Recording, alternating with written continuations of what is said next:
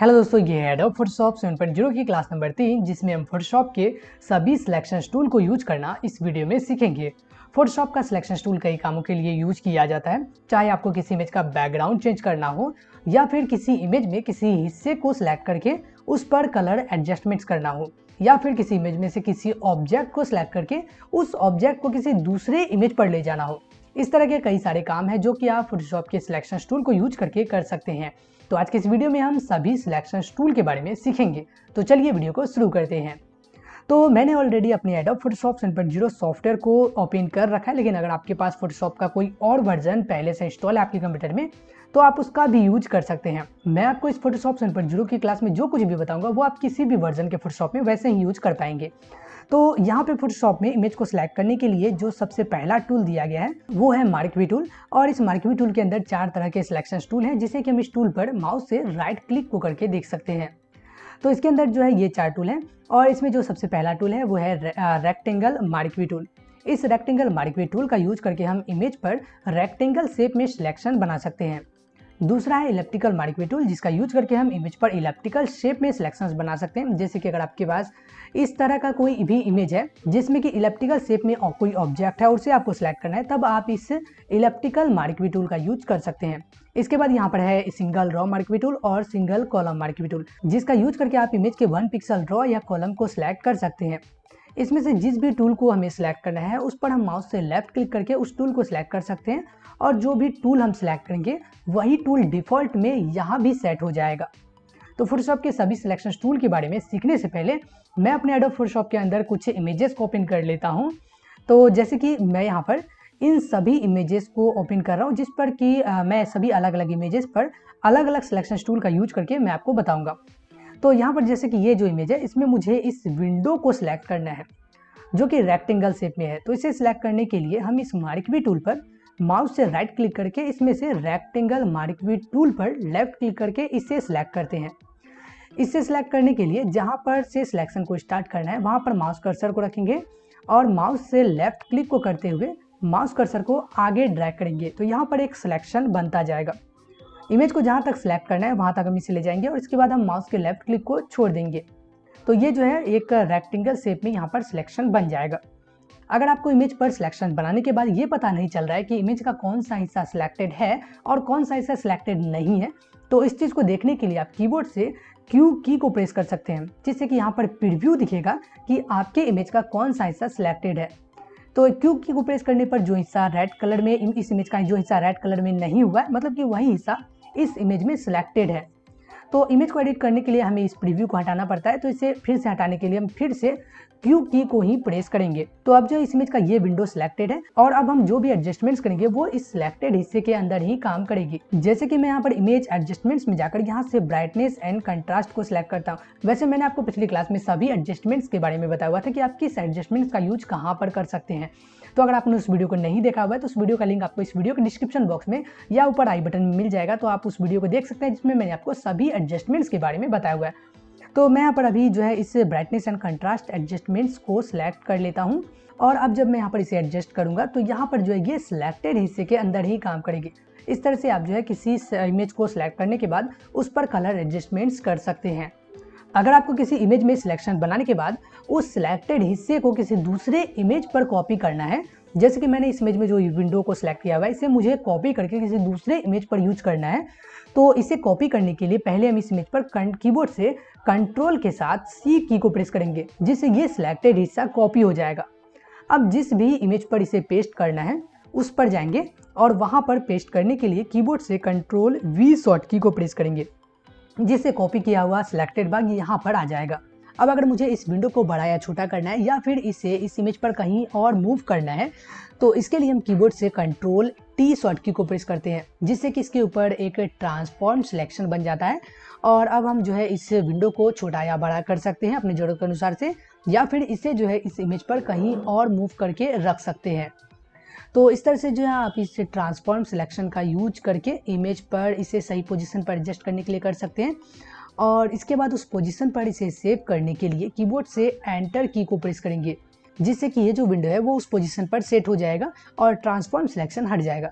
अब जो मैंने इस इमेज पर यहाँ पर सिलेक्शन बनाया हुआ था इसकी मुझे कोई ज़रूरत अब नहीं है, तो इमेज पर जब आप कोई सिलेक्शन कर लेते हैं और उसे आपको अगर डीसेलेक्ट करना हो तो इसके लिए आप कीबोर्ड से कंट्रोल डी शॉर्ट की का यूज कर सकते हैं, जिससे कि आपके उस इमेज पर जितना भी सिलेक्शन बना हुआ है वो सब डीसेलेक्ट हो जाता है। तो यहाँ पर आप सिलेक्शन का यूज कर सकते हैं इमेज के किसी हिस्से को सिलेक्ट करके उस पर कलर एडजस्टमेंट्स करने के लिए, या फिर इमेज के उस सिलेक्टेड हिस्से को किसी दूसरे इमेज पर मूव करने के लिए, या अगर आपको इमेज के किसी हिस्से को डिलीट करना हो तो उसके लिए भी आप सिलेक्शन टूल का यूज कर सकते हैं। जैसे कि मैं यहाँ पर इसी रेक्टेंगल सिलेक्शन टूल से फिर से यहाँ पर एक सिलेक्शन बनाता हूँ और इसी हिस्से को अगर मुझे डिलीट करना है तो इसके लिए कीबोर्ड से सिंपली डिलीट की को प्रेस करेंगे, जिससे कि इमेज का ये हिस्सा डिलीट हो जाएगा। तो मैं यहाँ पर जो डिलीट कर रहा हूँ वो मैं बैकग्राउंड लेयर पर कर रहा हूँ, इसलिए यहाँ पर इमेज पर सिलेक्शन बनाने के बाद जब मैं उसे डिलीट कर रहा हूँ तो यहाँ पर एक कलर फील हो रहा है, और यहाँ पर वही कलर फील हो रहा है जो कि हम यहाँ पर बैकग्राउंड कलर में सिलेक्ट किए हुए हैं।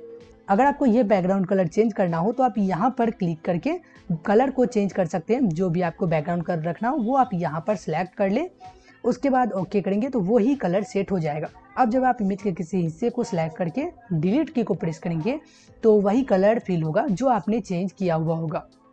तो यहाँ पर जो है इस तरह से आप जो है सिलेक्शन का यूज इमेज के किसी हिस्से को सिलेक्ट करके उसे डिलीट करने के लिए भी कर सकते हैं।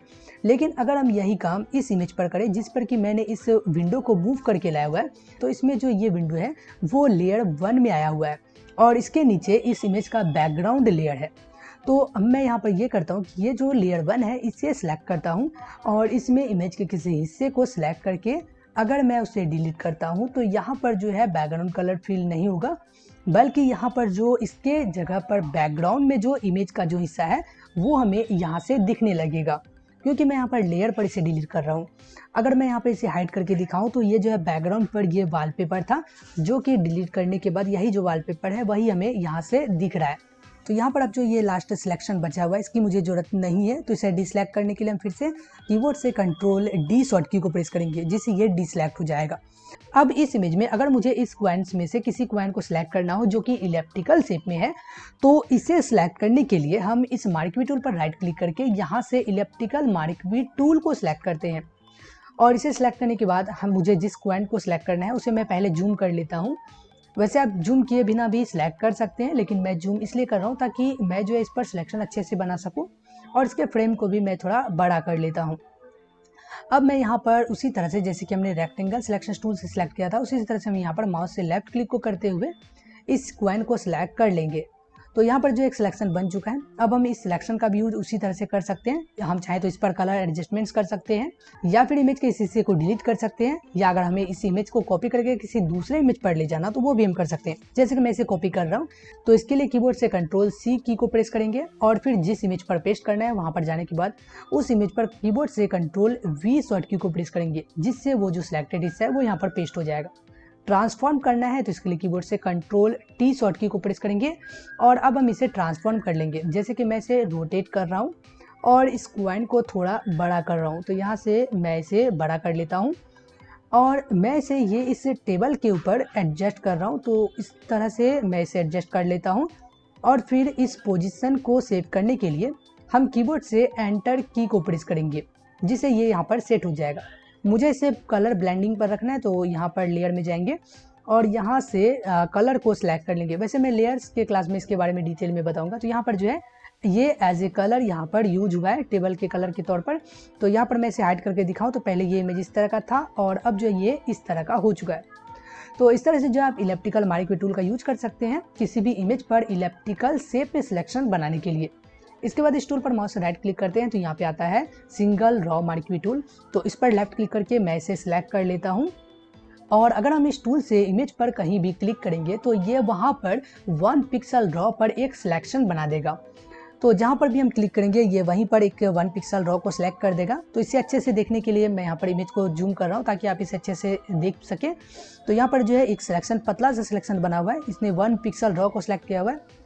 तो यहाँ पर अगर प्रीव्यू देखना हो कि इमेज का कौन सा ऐसा सिलेक्टेड है तो हम इसमें भी कीबोर्ड से क्यू की को प्रेस करके प्रीव्यू देख सकते हैं। तो यहाँ पे आप देख सकते हैं कि ये इमेज का जो ये लाइन है ये अभी सिलेक्टेड है, जो कि रेड कलर में नहीं है। तो इस तरह से जो है आप single row marquee tool का यूज कर सकते हैं इमेज के 1 पिक्सल रॉ को सिलेक्ट करने के लिए। लेकिन अगर आपको यही सिलेक्शन कॉलम में करना हो तब आप इस टूल पर राइट क्लिक करके यहाँ से single column marquee tool को ले सकते हैं। इसके बाद जहाँ पर आप क्लिक करेंगे ये वहाँ के 1 पिक्सल कॉलम पर एक सिलेक्शन बनाएगा। वैसे सिंगल रो मार्क-वी टूल या सिंगल कॉलम मार्क-वी टूल का ज़्यादातर यूज नहीं होता है, तो शायद ही आपको इसका यूज कभी पड़े। इसके बाद यहाँ पर इमेज पर सिलेक्शंस बनाने के लिए कुछ और टूल दिए गए हैं, जो कि है लासो टूल, और इसका यूज करके आप इमेज पर किसी भी शेप में सिलेक्शंस बना सकते हैं। इस लासो टूल में और भी टूल है, जिससे कि हम इस टूल पर माउस से राइट क्लिक करके देख सकते हैं। तो इसके अंदर 3 टूल है, जिसमें सबसे पहला टूल है लासो टूल, और इसका यूज हम लोग इमेज पर किसी भी शेप में रफ सिलेक्शंस बनाने के लिए करते हैं। अगर आपको किसी इमेज पर रफ सिलेक्शंस करना हो, तब आप इस लासो टूल पर माउस से लेफ्ट क्लिक करके इसे सिलेक्ट कर सकते हैं, और इससे इमेज पर जहां पर सिलेक्शंस बनाना है वहां पर माउस के लेफ्ट क्लिक को करते हुए इस तरह से ड्रैग करके हम यहाँ पर सिलेक्शन बना सकते हैं। तो ये जो है एक रफ सा सिलेक्शन मैंने यहाँ पर बनाया हुआ है। तो अगर आपको ये देखना है कि इमेज का कौन सा भाग सिलेक्टेड है, तो इसमें भी आप उसी तरह से क्यू की को प्रेस करके देख सकते हैं कि आपकी इमेज का कौन सा भाग सिलेक्टेड है। तो जैसे कि मैंने यहाँ पे जो सिलेक्शन बनाया हुआ है, तो इस इमेज में ये भाग सिलेक्टेड है, और अब हम जो भी काम करेंगे वो इस इमेज के इसी सिलेक्टेड भाग पर काम करेगी। जैसे कि मैं यहाँ पर इसे कॉपी कर रहा हूँ, तो इसके लिए कीबोर्ड से Ctrl+C की को प्रेस करेंगे, और इसके बाद जिस इमेज पर इसे पेस्ट करना है वहाँ पर हम पेस्ट कर सकते हैं। मैं जो इस सिलेक्टेड भाग को इसी इमेज पर पेस्ट करना चाहता हूँ, तो मैं यहीं पर कीबोर्ड से Ctrl+V शॉर्ट की को प्रेस करता हूँ।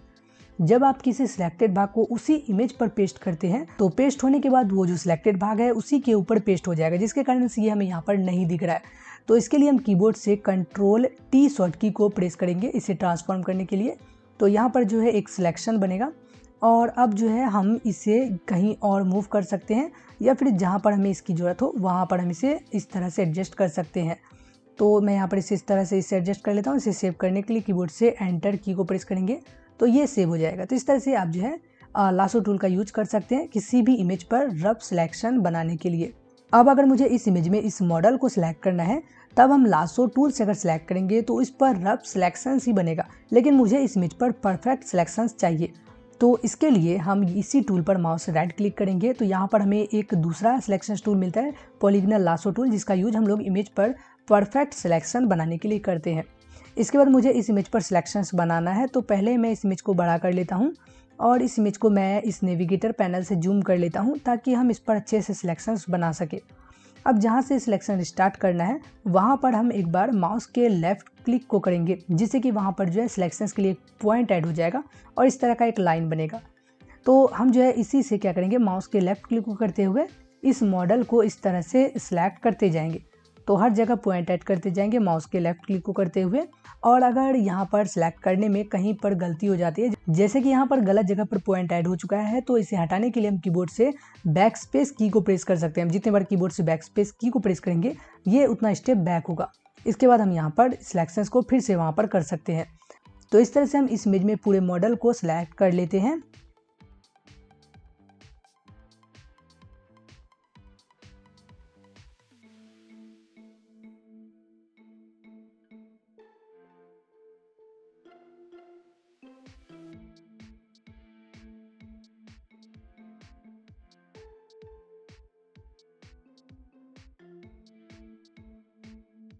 तो यहाँ पर मैं उस जगह पर आ चुका हूँ जहाँ से मैंने सिलेक्शन स्टार्ट किया हुआ था।